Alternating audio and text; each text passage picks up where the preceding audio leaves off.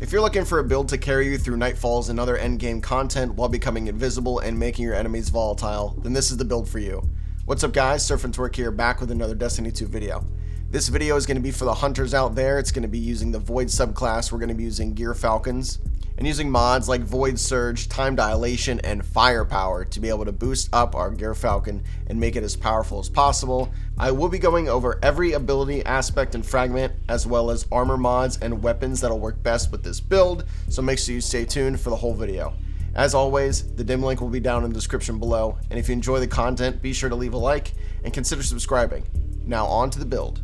Like I mentioned before, we will be using the Void subclass here. For the Hunter Super, I chose to use Shadow Shot Morbius Quiver. This is going to be the one that you shoot 2 volleys of 3 arrows that are going to be able to seek targets and make them volatile. With this, you're going to be able to do increased damage, and then while you kill them, it creates orbs of power for you and your teammates. For the abilities here, I chose to use Marksman Dodge, which of course, whenever you dodge, it automatically reloads your weapon. Triple Jump, because I've heard this is the best jump to use for hunters. For the melee, we're going to be using Snare Bomb. Once you throw the smoke bomb and an enemy triggers it, it's going to weaken them. For the grenade here, I chose to use Suppressor Grenade. The good thing about this is it pretty much stuns enemies and overload champions, which is very, very huge for something like Nightfalls. Moving on to the aspects, I chose to use Stylist Executioner here. When you defeat a weakened, suppressed, or volatile target, it grants you invisibility and true sight. After performing a Stylist Execution, your next melee attack while invisible will weaken the target. So whenever you debuff an enemy with Void and you kill them, you're going to become invisible, which is going to be pretty huge if you're underneath light level. And then for the second aspect, I chose to use Vanishing Step.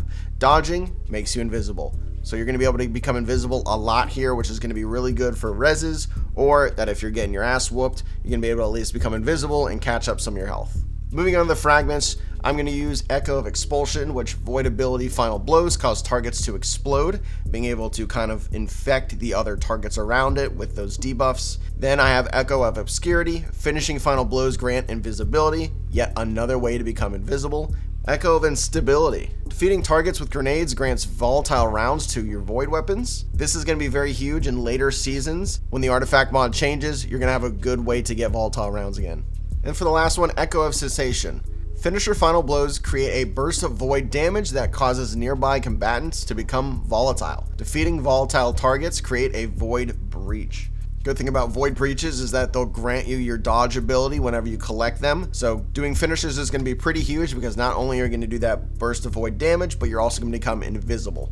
As we now look onto the stats, I will say the stats I'm going to be using here are not going to be mobility. Seems like it's not as important, at least right now. So we're going to be going with the classic resilience stat here, trying to get that damage reduction of 30% if we have tier 10. After that, I'm definitely going to recommend High Discipline. That way we can get our grenades back as fast as possible because the grenades grant awesome debuffs. And then if you have extra stats to spare, I'm going to say Intellect is going to be your next best bet. Your ult here is going to be incredibly important when it comes to champions and bosses. So if you have a high intellect roll, you'll be able to use your ult a couple times a game. Now we're going to move on to the artifact mods. Of course, like always, if you are viewing this in a later season, the artifact mods will change. However, most of the build should stay the same. For the first artifact mod, I'm going to be using Shattered Orbs. The first time you break a combatant's shield, you create an orb of power. If you break the shield with the matching damage type.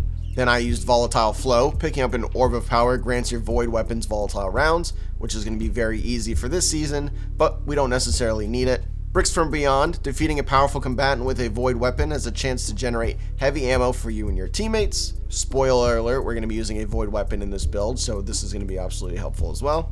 Then we have Void Weapon Channeling. You gain a temporary bonus to Void weapon damage after you defeat a target with a Void weapon while at least one of your Void abilities is fully charged. This damage bonus increases based on the number of fully charged Void abilities you have.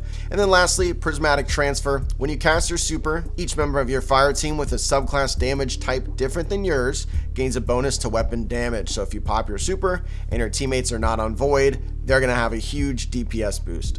Now we're going to be going over the armor that I use in the mods with them. Starting with the helmet, I chose to use the Void Siphon mod. Rapid Void Weapon Final Blows create an orb of power. And then since I am using this for endgame content, I chose to use Heavy Ammo Finder, which of course increases the drop rate of heavy ammo on kill with your Note, this only works with primary weapons, so the scout rifle we're going to be using, that's what you're going to need to get kills with. And then for your teammates, Heavy Ammo Scout. When one of your ammo finder perks creates a brick of heavy ammo for you, it also creates bricks of heavy ammo for your allies. So you're also going to be helping out your homies with this as well. Moving on to the arms, I chose to use Firepower, which your grenade final blows creates orbs of power. Bolstering Detonation, which grants class ability energy when you cause damage with a grenade. And then Void Loader, which increases the reload speed of your void weapons. This is kind of a flex spot. You can kind of put something else here if you want.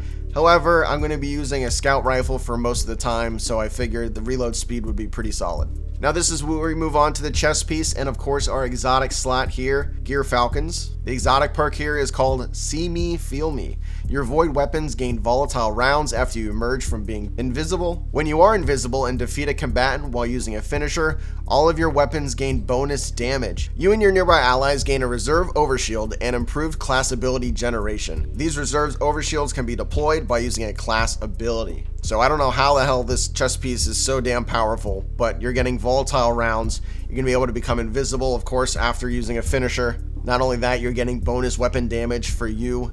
Allies are getting overshield, you're getting overshield. Improved class regeneration, so whenever you're gonna be able to dodge, you're gonna be able to dodge even more. So it seems like this is the holy chess piece for hunters. For the mods here, I'm going to be using Charged Up, which increases the maximum number of stacks of armor charge you can carry by 1. Harmonic Reserves, which increases the amount of ammo you can carry for void weapons. And the reason I put this one on is because we're going to be using a void LMG in our heavy slot. And then Harmonic Resistance, which reduces the incoming void damage from combatants. This one is another one that you can kind of flex out for something else, maybe another resist mod. Now moving on to the legs, I chose to use 2 void weapon surges. Your void weapons gain a small bonus to damage while having any armor charge, and your armor charge now decays over time. And then for the last mod, I chose to use Absolution, which reduces all ability cooldown each time you pick up an orb of power. So every time you pick up an orb, which there's going to be a lot of them, you're going to be able to get your grenade, your melee, and of course your dodge back even faster. And then finally, moving on to the class item here, I chose to use Time Dilation, which your decaying armor charge has a longer duration, which is going to help with void weapon surges. Reaper, which after using your class ability, your next final weapon blow is going to have a orb of power spawn. So every time you dodge, you kill an enemy with a weapon, you get an orb of power immediately, which is super helpful. And then lastly, Bomber, which reduces grenade cooldown when using your class ability. Again, your suppression grenade here is going to be absolutely insane because it's going to pretty much debuff all the enemies here. So it's a very, very important tool. Last thing we're going to go over here is going to be the weapons. Of course, this is just my recommendation. It depends what your teammates are running as well. I assume people are going to be using this for endgame Nightfalls, maybe also Master Raids. But for the first weapon that I chose to put on, I'm going to use Arbalist here. Of course, Arbalist is going to be that kinetic slot linear fusion rifle. The reason I chose this, of course, because it does really good damage, plus it can break barrier champions, which is going to be absolutely huge here. In the second slot, I'm going to use Doom of Chelchis. I do have a crafted roll from King's Fall Raid with explosive payload and one for all. However, any Void Scout rifle here would be pretty huge, but depending on how much heavy ammo you have, you might also be using what is the third weapon I'm going to recommend, Commemoration. It's going to be your heavy machine gun slot. This drops from Deepstone Crypt and is a very, very popular weapon in the past couple of seasons. I'm definitely going to recommend you get your hands on one of these as soon as possible and put that boss spec on as well. If you have a lot of ammo to spare, I will say using this throughout the whole Nightfall, if possible, is a very smart idea as well. And then when you start to run out of ammo, of course, you get some kills with your scout rifle, and then some heavy ammo should drop for you and your teammates. Overall, this build is definitely fun to use. I will say it's a lot better for safer style of gameplay. I don't play Hunter very much, but I did have a blast using this. I haven't made a Hunter build in quite a while, so I figured this was the one to give it a try. I've only just recently used this chest piece, so messing around with it was extremely fun, so I would definitely recommend giving this build a try. If this video helped you out or you enjoyed the content at any time, be sure to leave a like and consider subscribing to the channel. It means a lot to me, and honestly, it helps me out tons. You guys have no idea. If you made it this far, thank you for watching. Of course, as always, the dim link is down in the description and probably pinned to a comment as well. With that being said, I'll catch you next one. Peace.